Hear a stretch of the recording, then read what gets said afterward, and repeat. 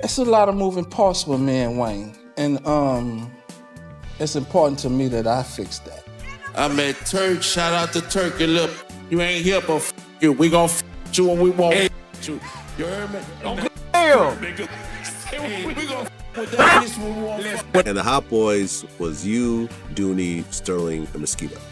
Well, it was more than that, but everybody like started going to jail, started hanging out other places. Man, it's starting to look like Lil Wayne is done pretending everything's cool.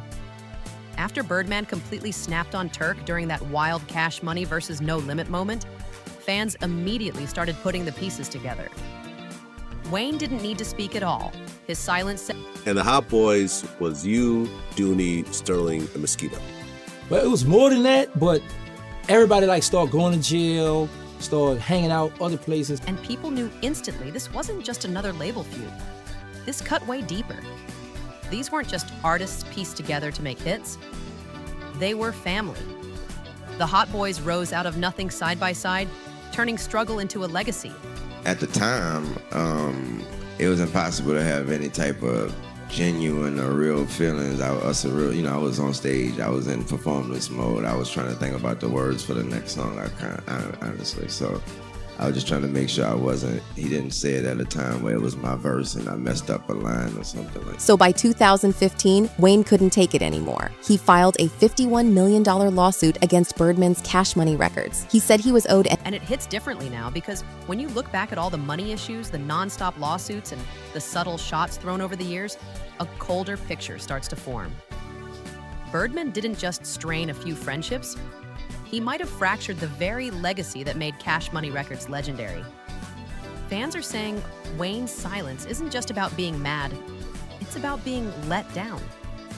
He built his whole career on loyalty, only to watch the foundation crumble right in front of him.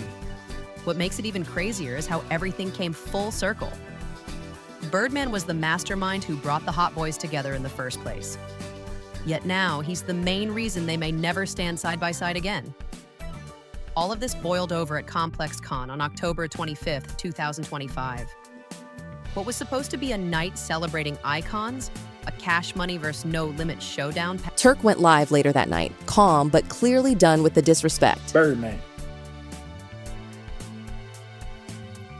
I understand our language, you feel me? But I got to say this for me.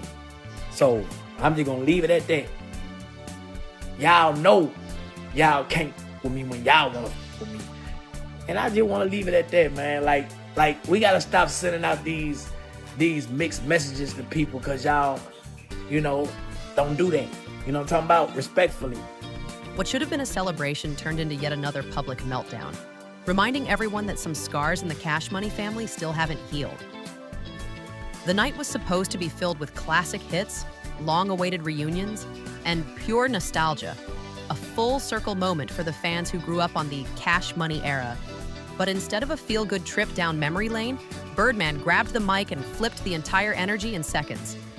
Out of nowhere, he started going off, shouting, "Shout out to Turk, you a lil boy, you ain't here. We deal with you when we feel like it." The whole venue went silent. The crowd froze, stunned at what they'd just witnessed.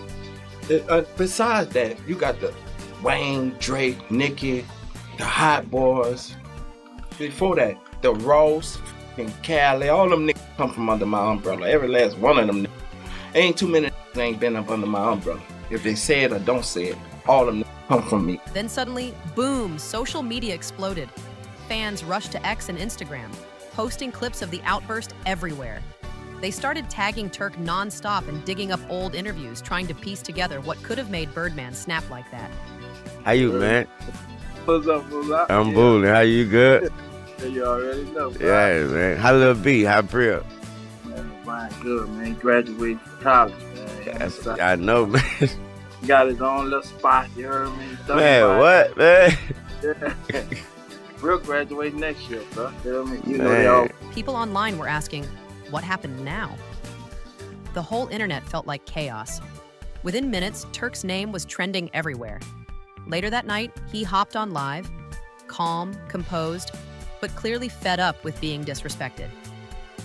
You could hear years of frustration under his voice. He wasn't yelling, just speaking with the kind of firmness that comes from being pushed too far. Then he dropped the line that shook everybody. "Give me my percentage."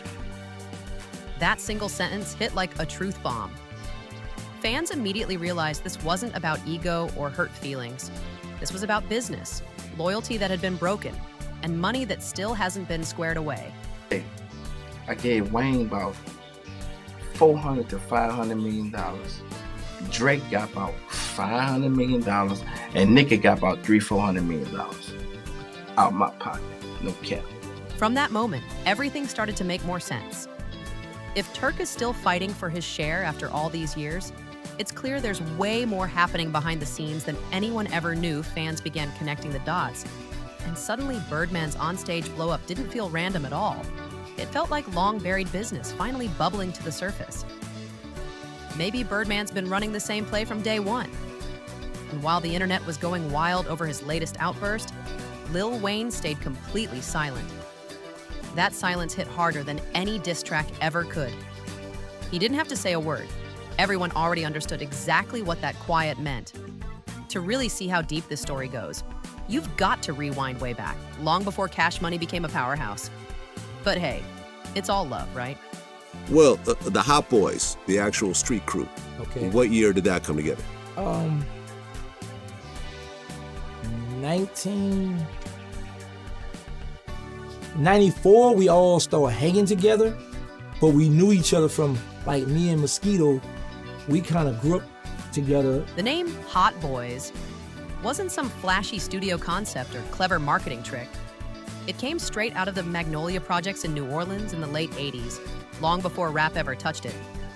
The original Hot Boys were real street figures: Sterling, Donnie, Mosquito, and Terrence Gangster Williams, who happened to be Birdman's older brother. These weren't entertainers. They were feared, respected, and known throughout the city. Their name carried weight before it ever hit a beat. But things took a dark turn fast. The streets don't forgive. And one by one, the original Hot Boys were either killed or locked away. The only one who lived long enough to see what the name eventually became was Gangster Williams. By the time he was gone, Birdman had already reinvented the meaning entirely, turning it from a street legacy into a symbol of fame, power, and money. When Birdman reused the Hot Boys name for his rap group, it wasn't by accident. It was a calculated move.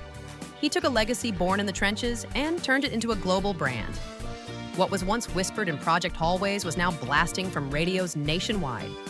It was smart business, but it also meant those original men's stories became permanently tied to Birdman's empire, whether people liked it or not. That legacy turned out to be both a blessing and a curse.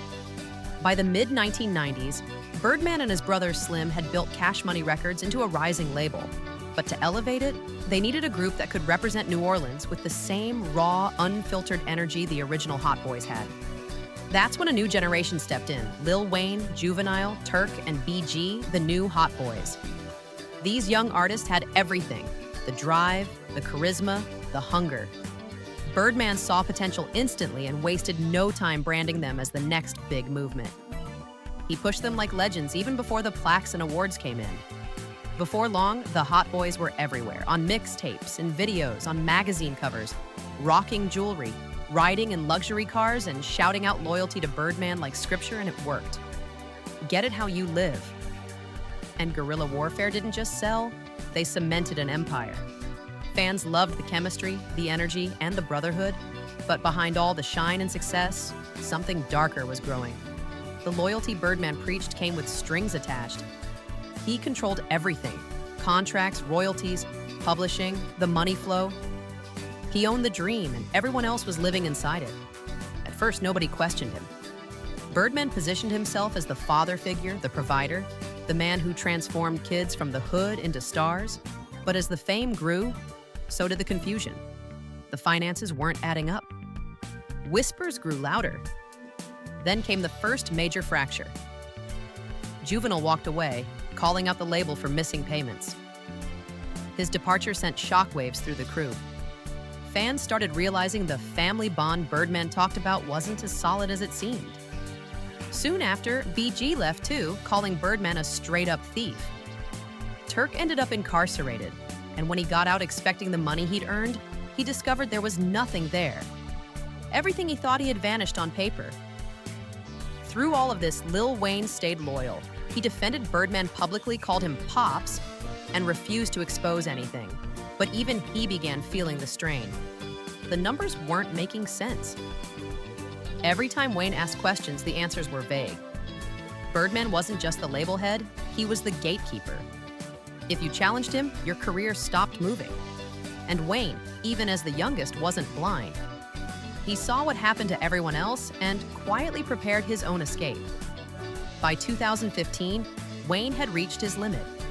He filed a $51 million lawsuit against Birdman and Cash Money, claiming they owed him an $8 million advance and another $2 million after finishing Thaw Carter 5. He also accused Birdman of withholding profits from Young Money, Wayne's own label that launched Drake and Nicki Minaj. That was the earthquake that shook hip-hop.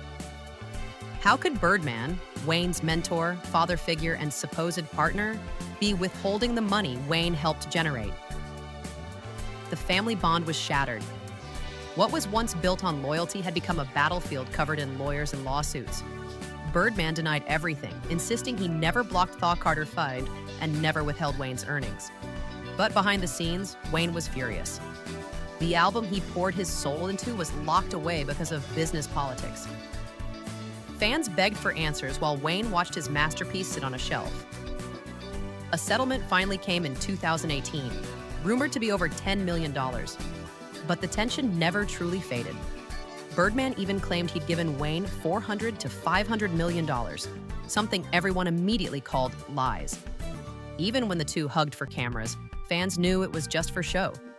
Meanwhile, Birdman continued flaunting wealth, private jets, diamonds, designer clothes, while many former art